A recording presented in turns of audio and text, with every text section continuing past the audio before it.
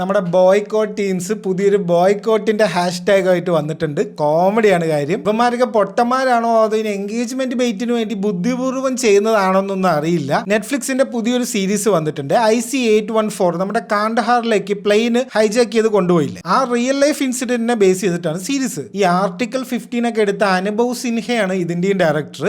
അപ്പൊ ഈ റൈറ്റ് വിങ്ങിലുള്ള ആൾക്കാർക്ക് ഇയാളുടെ കണ്ണെടുത്താൽ കണ്ടുകൂടാ. അതിന്റെ ദേഷ്യമാണോ എന്ന് അറിയില്ല. ഇവര് പറയുന്ന റീസൺ ഈ മുസ്ലിം തീവ്രവാദികളായിട്ടുള്ള ആൾക്കാരിനൊക്കെ ഹിന്ദു പേരിൽ വെട്ട് വിളിച്ചു എന്നാണ് ഇവർ പറയുന്നത്. ഇവർ ഈ സീരീസ് കണ്ടിട്ടേ ഇല്ല, ഇതാണ് സംഭവം. അതായത് സീരീസ് തുടങ്ങുമ്പോൾ തന്നെ ഇവരൊക്കെ ISIന്റെ ആൾക്കാരാണ്, തീവ്രവാദികളുടെ പേരും എല്ലാ ഡീറ്റെയിൽസും പറയുന്നുണ്ട്. പിന്നെ ഈ പ്ലെയിനിന്റെ അകത്ത് ചെല്ലുമ്പോഴാണ് ഇവർ കോഡ് നെയിംസ് യൂസ് ചെയ്യുന്നത്. ചീഫ്, ഡോക്ടർ, അങ്ങനെ കുറെ പേരുകളൊക്കെയാണ് ഇവർ യൂസ് ചെയ്യുന്നത്. അല്ലാതെ ഇവരുടെ പേരോ ഇവർ തീവ്രവാദികളല്ല എന്നൊന്നും അല്ല ഇവർ പറയുന്നത്. അപ്പൊ ആദ്യത്തെ ഒരു അരമണിക്കൂർ സീരീസ് കാണാനോ ഗൂഗിൾ ചെയ്യാനോ ഒന്നും ഇവർക്ക് സമയമില്ല. ഇങ്ങനത്തെ ഒരു മണ്ടത്തരം പോസ്റ്റ് ഇട്ട് ഇംപ്രഷൻ കൂട്ടാനാണ് എല്ലാവർക്കും താല്പര്യം. എല്ലാവർക്കും അവരവരുടെ സൗകര്യത്തിന് ഹിസ്റ്ററിനെ മാറ്റി എഴുതണം, അതാണ് എല്ലാവർക്കും വേണ്ടത്. സത്യം എന്താണെന്ന് നോക്കാൻ പോലും ആർക്കും സമയമില്ല. ഇവർക്ക് ഈ ഫേക്ക് ന്യൂസ് സ്പ്രെഡ് ചെയ്തിട്ട് കിട്ടുന്ന ഓരോ ഇംപ്രഷനും എക്സിൽ ഇലോൺ മസ്ക് പൈസ വരെ കൊടുക്കുന്നുണ്ട്. അതാണ് ഇതിലെ ഏറ്റവും വലിയ കോമഡി.